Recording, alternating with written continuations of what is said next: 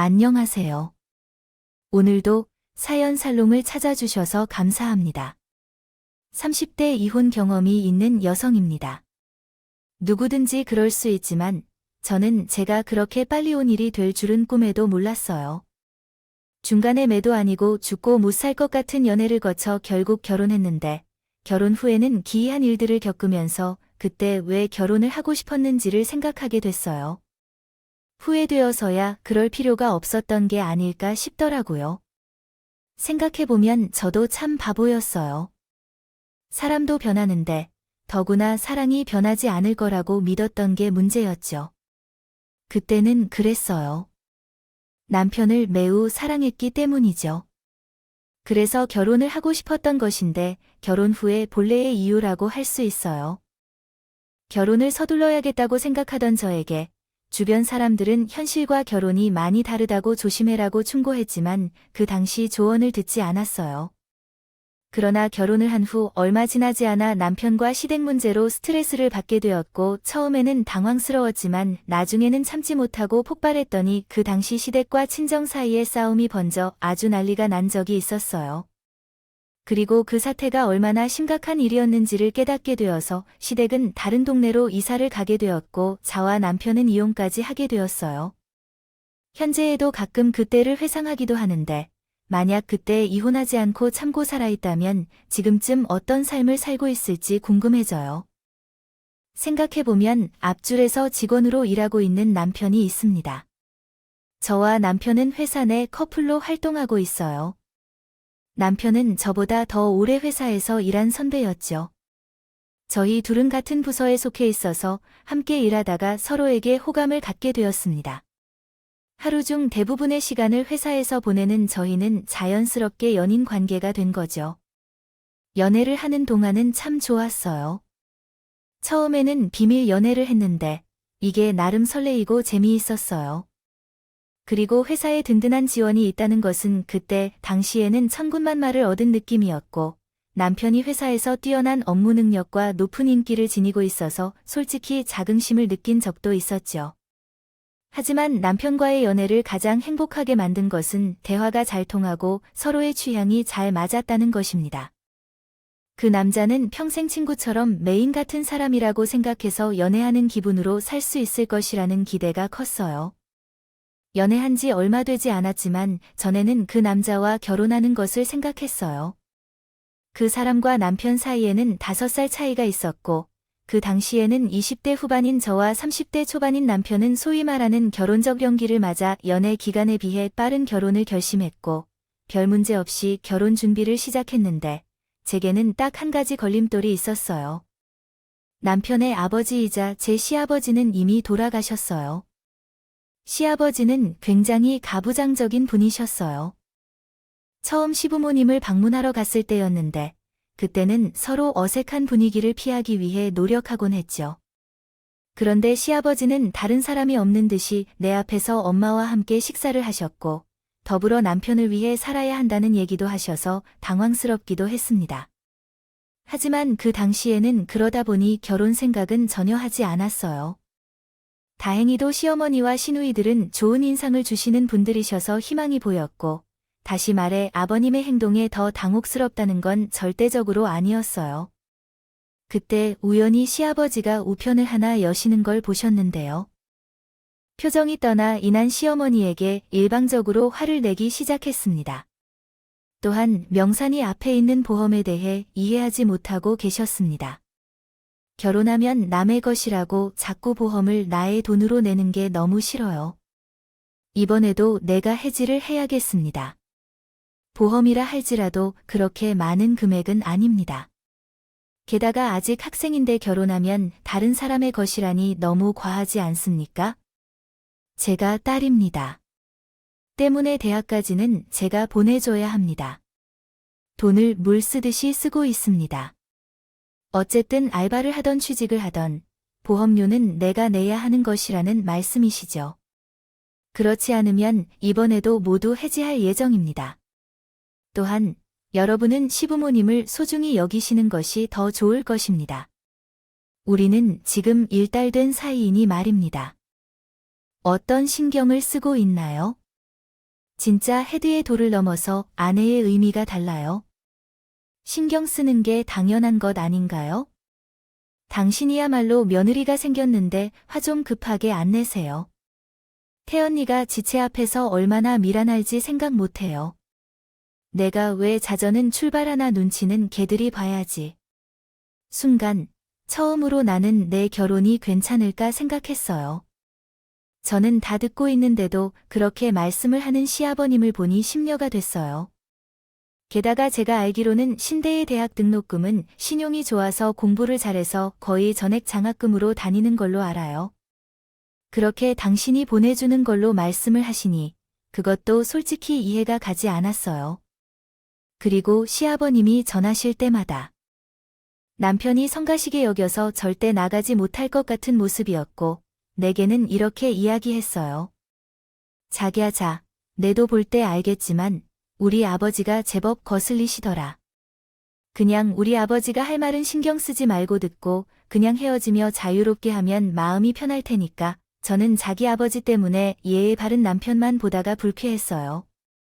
그리고 시어머니인 제가 시아버지와 부딪힐 때가 자주 있어 얼마나 많을지 생각하면서 남편의 말처럼 그가 이야기할 때마다 따라 하려 했지만 그 일도 쉬운 일은 아니었어요. 시아버님이 제가 생각한 것보다 훨씬 천상천하하십니다. 유아 독립적인 스타일이 아니십니다. 성격은 급하시고 하는 일도 왜 그리 많으신데 제 집에 계시는 동안에는 항상 호통을 치시곤 했습니다. 나중에 집에 와서도 두 분이 들릴 정도였습니다. 그리고 이제는 결혼도 하셨으니 상관없다는 듯이 당신이 내키는 대로 말씀을 하십니다. 그러나 이러한 접근 방식은 작용도 되지 않고 중간에서 어떻게 해야 할지 답답할 정도였습니다. 그러나 사실은 시아버님이 큰 소리를 치시는 데에는 믿을 만한 이유가 있었습니다. 당신의 고향에 있는 그 땅이 이야기의 중심이었습니다. 그 땅은 집안의 장남이 상속받은 재산이었으며 그 땅이 나중에 큰 돈이 될 것이라고 믿었기 때문에 우려했던 것이었습니다.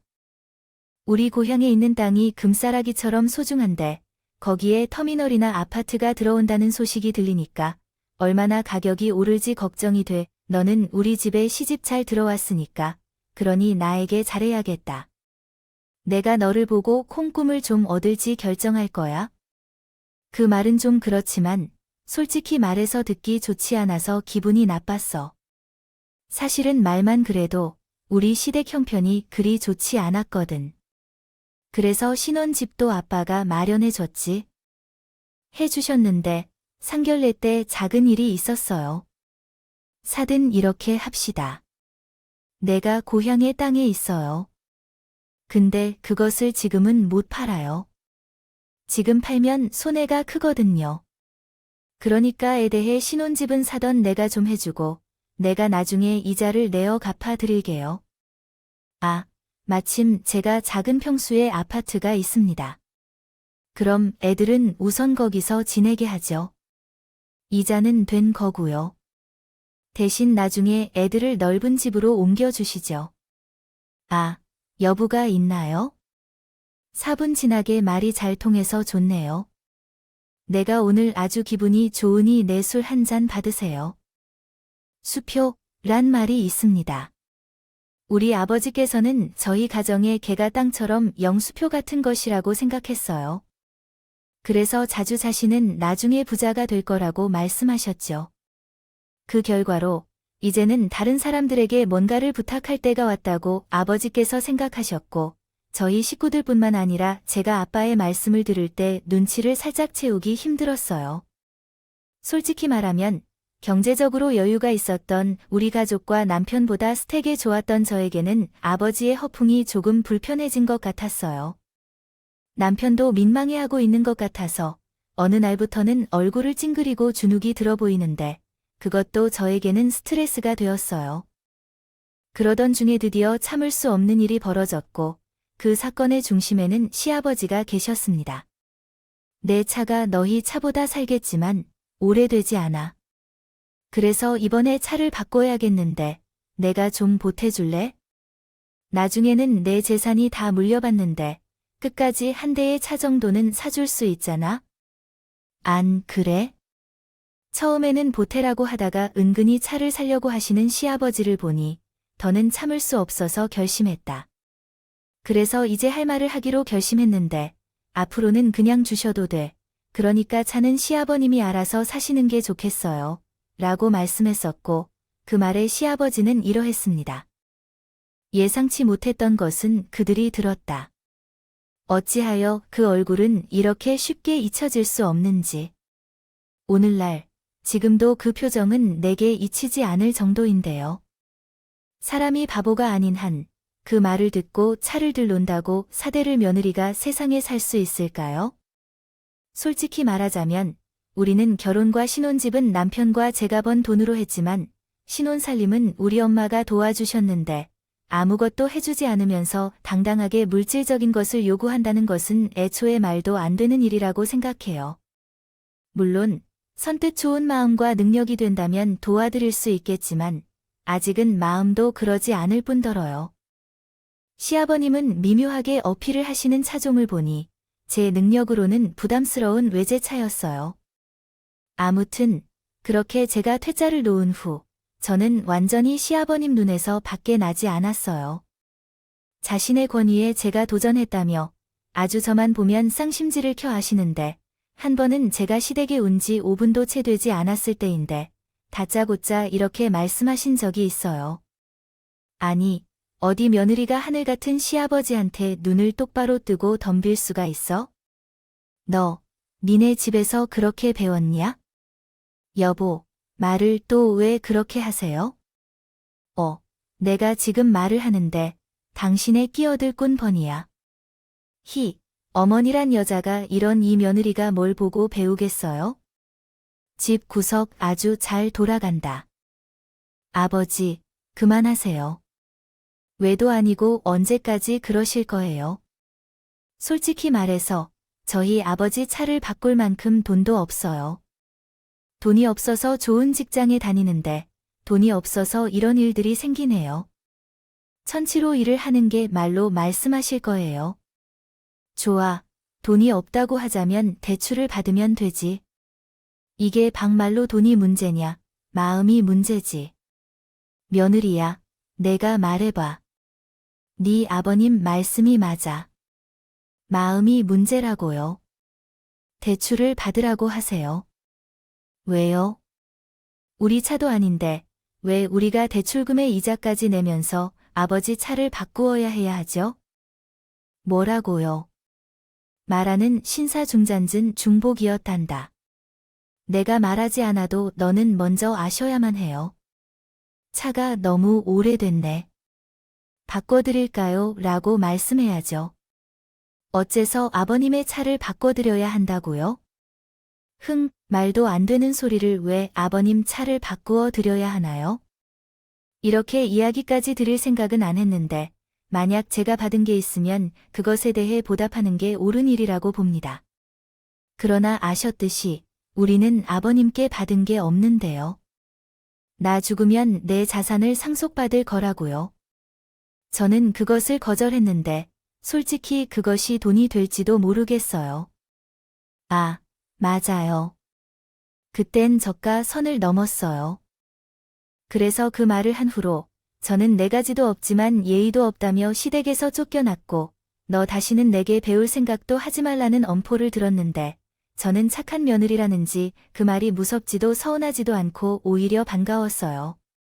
하지만 그런 마음을 가진 사람은 결코 착한 사람이 아니었고 남편은 남편대로 시어머니는 시어머니대로 불쾌해하시며 은근슬쩍 제가 먼저 굽히고 아버님께 죄송하다고 말하라고 하셨는데 저는 결코 그럴 생각이 없었어요. 그렇게 일주일이 지났고 보름이 지나고 한 달이 다 되어 가는데 남편이 먼저 저에게 더 이상 시댁에 안 갈 수 없으니 먼저 가자고 하더라고요. 절대 오지 말라고 하신 분은 아버님인데 지금 집에 가자고 해. 내가 우리 아버지를 알면 더 잘 알 거야.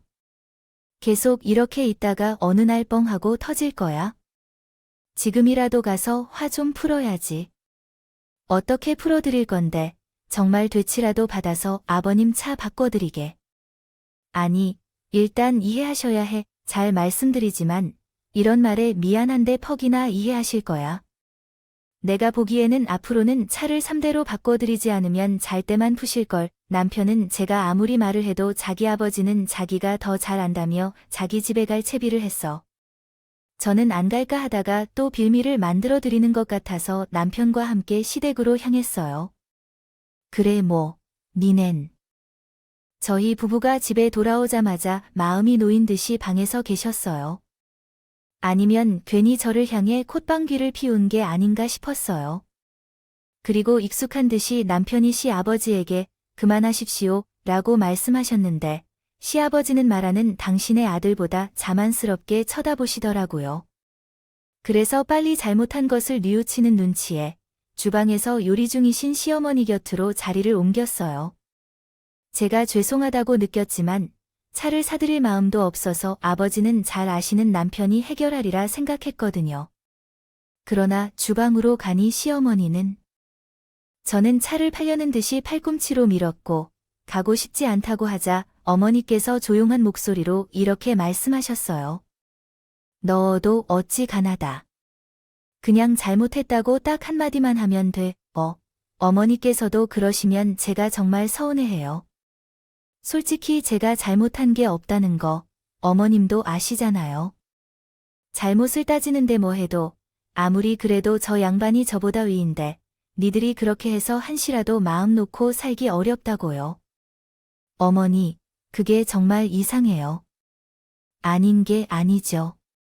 말씀을 안 하시니까 아버님이 더 조용한 거예요. 됐다. 난 평생 이렇게 살아왔어요.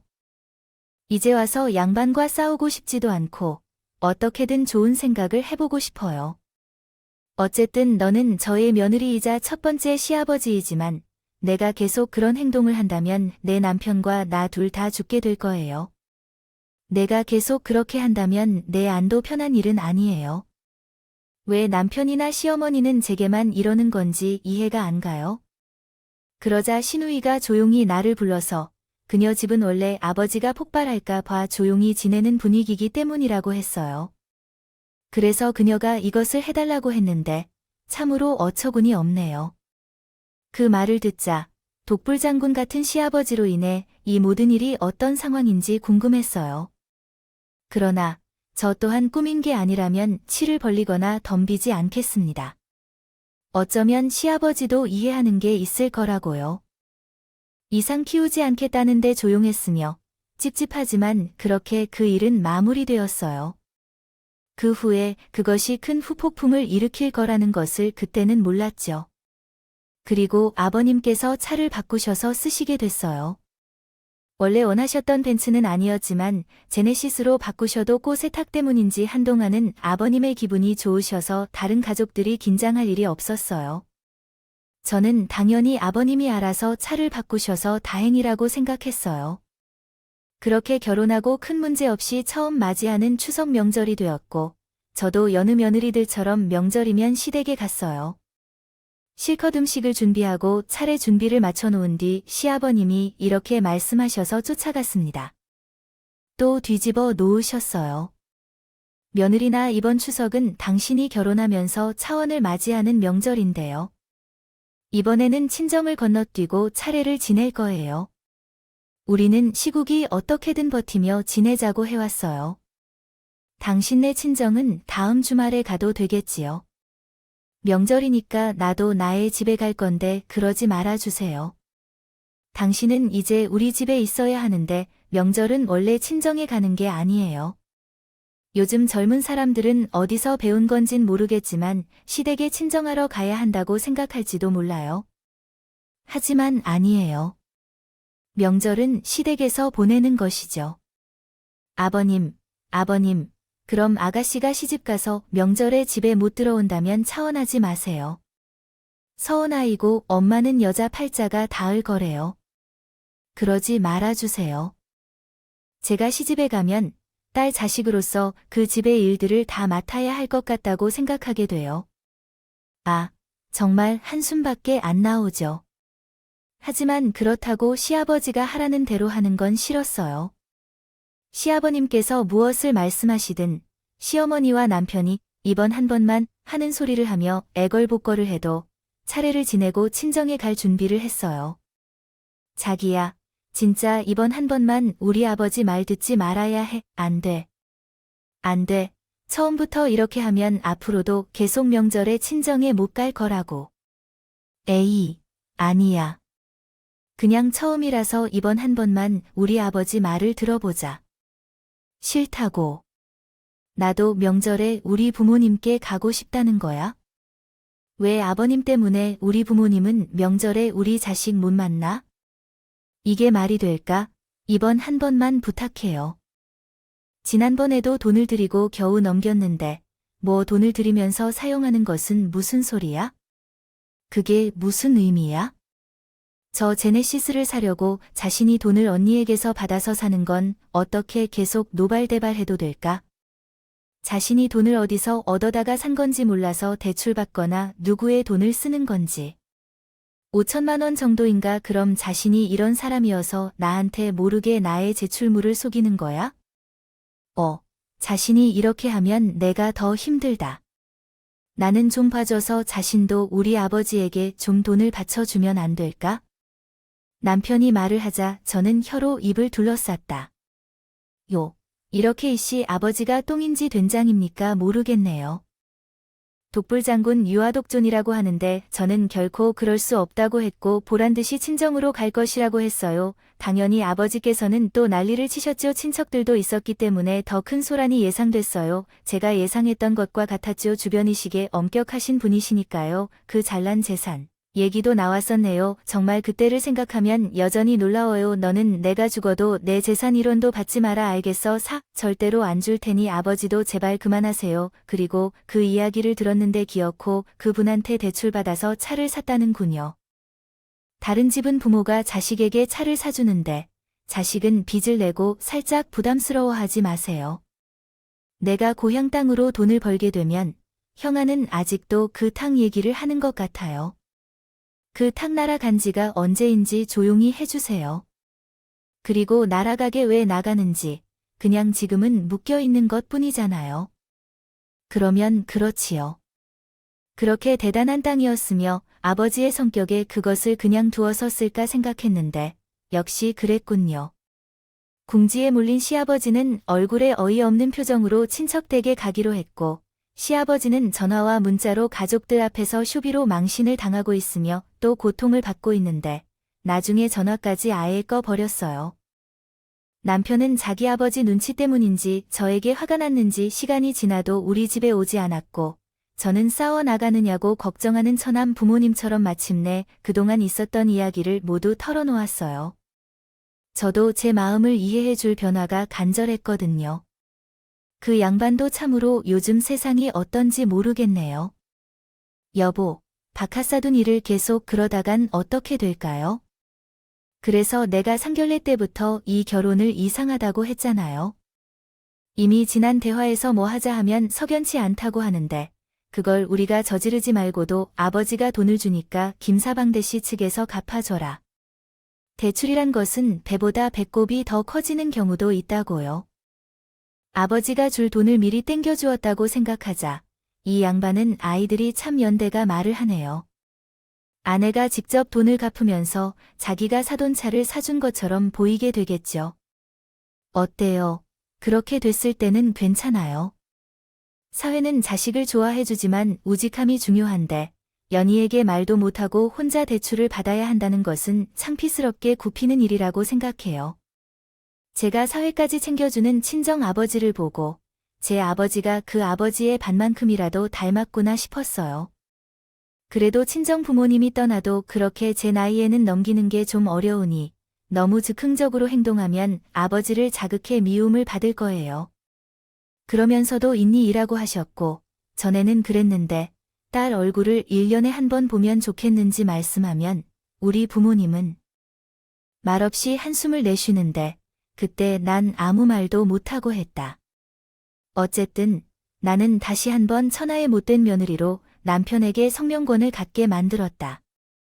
명절 동안 계속해서 잔소리를 들었다고 하는 남편은 고개를 저으며 나를 원망했지만 내 아버지가 대출금을 갚아주기로 했을 때 얼굴에 금방 분노가 번진다.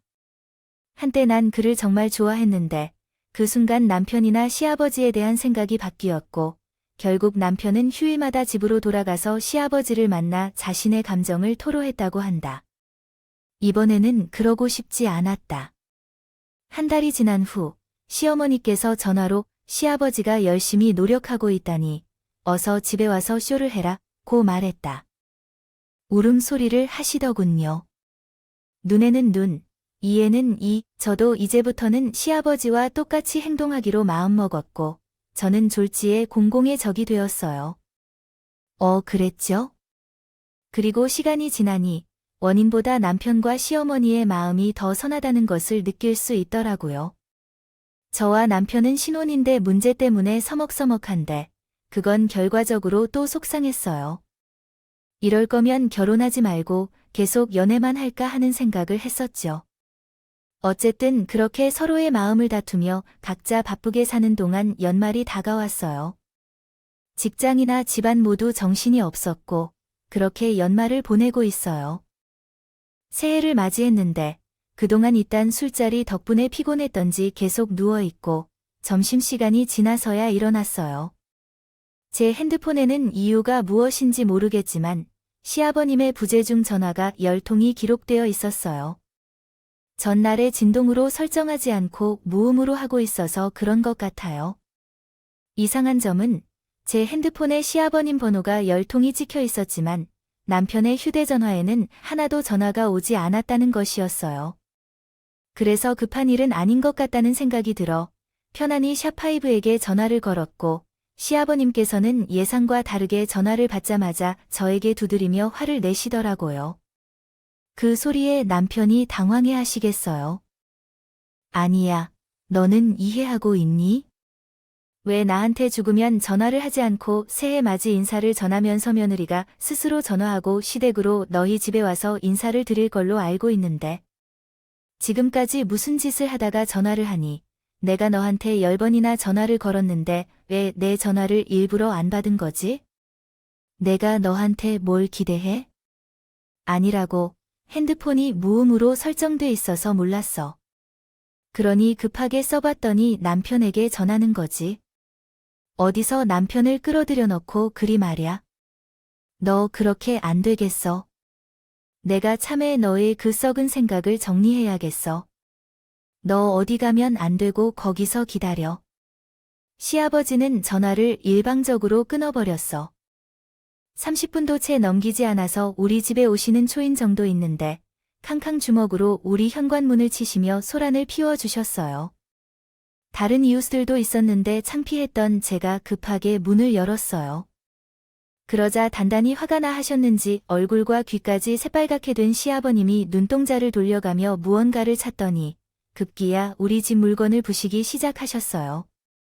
TV도 깨지고 식탁 의자도 던지시고 소파 옆에 세워놓은 스탠드도 발로 차서 전구까지 깨지는데 저도 머리부터 화가 치밀어 속어서 아버님, 경찰에 신고할 거예요 하니 누가 그러면 무서워할 줄 아나요? 이것은 집에서 일어난 놀라운 일 같아요. 하늘이 내 목소리에 비를 가져왔지만 오늘은 얼음이 떨어졌어요. 무서운 법을 배우면서도 맑아졌어요. 아버지도 이것에는 화를 이해할 수 없다고 하시지만 진정하셔야 합니다. 네가 뭔가를 모른다니까 우리 집을 무시하지 마세요. 내가 도와서 집안의 균형을 되찾을 거예요. 더는 이런 일이 있어선 안 된다고 생각해서 경찰에 신고했어요. 그런데 아버지는 집안을 바로 잡으려고 했지만 경찰도 당황해했어요. 이런 상황에서도 달래주던 부모님은 난장판이 된 집을 보고 충격을 받으셨는데요. 엄마는 깨진 조명 유리를 치우며 애러 급기야 울기까지 하셨고 남편이 쥐구멍에라도 숨고 싶은 건가요? 화장실에 들어가서는 나오지 못하더군요. 그때 아빠가 화장실에 들어간 남편을 당장 나오라며 불렀어요.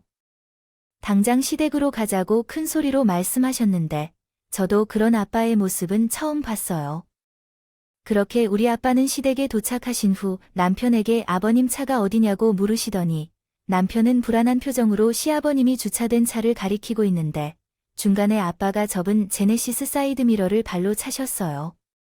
아빠는 합기도 유단자시라 그런지 어찌나 요란한 소리가 나면서 사이드미러가 나가 떨어지는지 뒤쫓아간 자와 엄마도 깜짝 놀랐고 차 안에서도 요란한 비상경고음이 울렸습니다. 울렸는데요. 귀신같이 그 소리에 시아버지께서도 신발을 제대로 신지 못하고 밖으로 나오셨어요.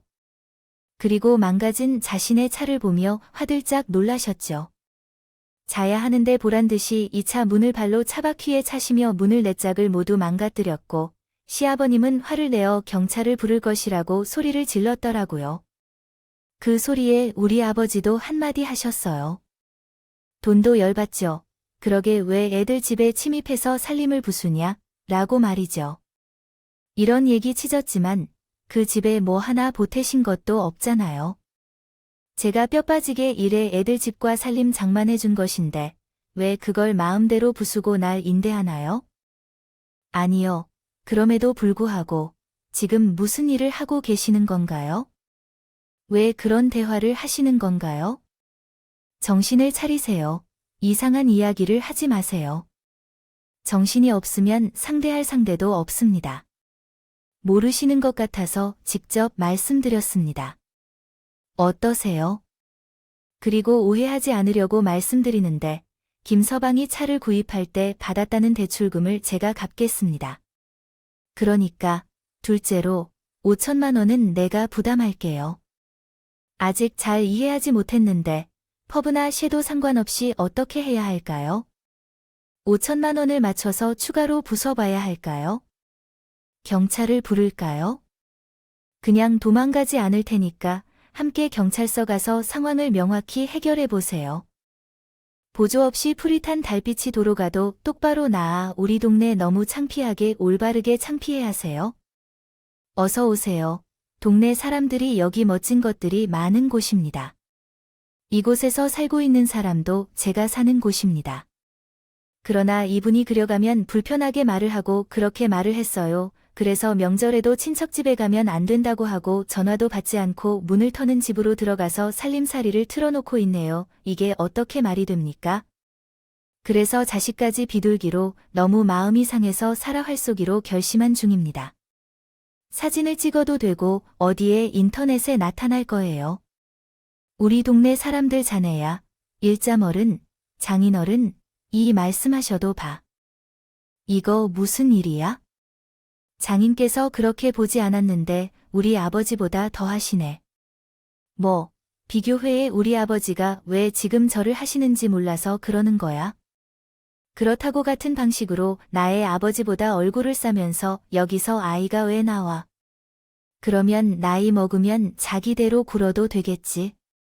김사바제, 내가 가서 자네 아버님을 말리게. 나는 지금 양반이 말릴 테니까. 장군님, 난 우리 아버지를 말리지 못해. 장인께서 시작하셨잖아. 장인께서 먼저 사과하셔야죠. 뭐, 시작은 내 아버지가 먼저지. 우리 집 양반이 괜히 화났나? 그렇다고 괜찮은 차를 부수는 건 안 돼. 나는 그 순간 너무 화가 나서 자신 있어. 엄마와 대화하는 남편의 말을 손바닥으로 한번 날려버렸어요. 그런데 그 모습을 시장 다녀오던 시어머니가 보셨고 시어머니 없이 불철주야 집에 들어와서 난동을 피우는 것을 지적하며 목소리를 높였어요. 그러자 동네 한복판에 소란이 터졌고 주민신고로 경찰이 출동하여 두 집안 사람들이 함께 경찰서로 끌려가게 되었어요. 거기서도 시어머님과 우리 아버님의 양보 없는 싸움이 계속되는데 그 순간 깨달았어요. 이렇게 하면 남네끼리 부딪히지 않아도 될 사람들이기에 화기온선언을 했어요. 그리고 저희 엄마와 아빠가 하고 싶으면 내일부터 같이 온전한 가족관계가 될 수 있도록 약속했어요. 당장 가라고 하는데 어이없게도 시아버지를 비롯한 시어머니와 남편은 절대 오면 안 된다며 제게 9시부터 까르르 묻어라고 합니다. 진심으로 소름이 돋는군요. 왜 제 금같은 딸이 그 집에서 뼈를 못 쓰겠느냐고 제 딸이 못 살 거라 이혼할 것이니라는 말씀입니다. 소송이라도 할 테니 그런 줄 아세요. 당신 같은 아버지 때문에 더 그러는 겁니다. 다른 시집 가면 남자라는 말이 괜히 있는 게 아닙니까? 이러세요. 제 딸이 어떻게 남자입니까? 제가 10달 동안 힘들게 낳아 키워온 제 딸입니다. 힘들게 키워서 시집 생각하니까 안 됩니다. 보내다가 남자 2명 여자 말하고 싶은 게 그래요. 어째서 내내가 동일한 시기에 사는지 정말 그렇지 딸 2명이 모양이 같아 뭐라고요. 그러한 경찰서에서 2가정 사이의 다툼을 이어갔고 결국 경찰관의 개입으로 마무리되었지만 그것은 단지 시작에 불과했을 뿐 이루어지기까지 상당한 노력과 시간이 소요되었어요. 샵사인 언니. 미부 주신 살림살이와 아버지가 부숴버린 차 수리비를 지불하고 남편의 대출 빚을 갚아준 것까지 정리해야 하는 일이 있었고 나 또한 짧은 결혼 생활이었지만 정신적 피해 보상 위자료를 얻기 위해 가족과 진행하다 보니 함께한 시간과 많은 시간이 소요되었군요. 다행히 이후로 인해 제가 원하는 조건들이 모두 이루어졌습니다. 그래하여 이후 시어머니가 눈물로 다시금 잘해보면 안 될 것 같아요. 동네에서 얼굴을 들고 살기 힘들어져서 이사를 가신다고 애원하기도 하시고 남편과 시아버지가 진심인지 가짜인지를 물으면서 내가 잘못했다. 잘난 집며느리 본 나는 신나서 그랬어. 당신이 나를 한 번만 봐주면 안 될까요? 그대로 여부를 따지자면 우리가 결혼한 지 얼마나 됐다고 이건 아니죠. 우리 회사에서 이렇게 얼굴을 들고 다닌다면 제발 마음 좀 뽑아주시고 대신에 제가 진짜로 잘할게요. 미안한데 책만 보다가 내 감정을 이해해줘. 행복이 우선이에요. 우리는 이미 신뢰가 깨졌어요. 아버지, 죄송합니다. 제가 아버님과 맞지 않는 지방에서 살았던 것 같아요. 그것이 제게 그 집 사람들과 나눈 마지막 대화였습니다. 남편과는 직장에서도 만나면 서로 피해왔고 나중에 남편이 주변 시선을 의식해 다른 지역 부서로 이동을 요청하여 그 일을 해결했습니다. 제 입장에서는 정말 감사한 일이었습니다. 현재 이혼 후에도 다니던 회사에서 잘 지내고 혼자 자유롭게 생활하고 있습니다. 어떤 사람들은 여전히 젊고 새로운 사람을 만나보라고 하지만 저는 그 생각에 별로 마음이 내키지 않아요. 그러면서도 언젠가 한 번은 되어야겠죠. 저희 아버지는 괜히 날뛰면서 나를 이혼하게 만든 것 같다며 후회하신다. 그래서 가끔 미안하다고도 하실 때가 있는데 그땐 그렇고 지금도 남편과의 부부관계나 가족관계는 그렇게 깊지 않다고 생각해요. 결혼이란 게 한 번에 만사가 빚어지는 게 아니라는 걸 깊이 깨닫고 그래서 10년이나 20년, 심지어 30년에 이르러 부부를 지켜보면 대단한 일이라는 생각이 자연히 들어요. 지금은 아닐지라도 언젠가는 오랜 시간을 함께할 동반자를 만날 수 있을 거라 믿어요. 그때에는 더욱 성숙하고 착한 사람이 되어 있기를 바라며 현재의 순간마저도 소중히 여기며 앞으로의 제 삶을 열심히 살아가야겠어요. 다짐하게 된다는 말씀을 드리게 되어 감사드립니다. 지금까지 이야기를 들어주셔서 감사드립니다. 앞으로 저를 비롯한 모든 분들이 따뜻하고 행복했으면 좋겠습니다. 건강하시고 오늘도 행복하세요. 여러분, 응원과 현명한 조언을 4월 1일 댓글에 부탁드립니다. 좋아요와 구독은 저에게 큰 힘이 됩니다. 오늘도 좋은 일 가득하시길 바랍니다.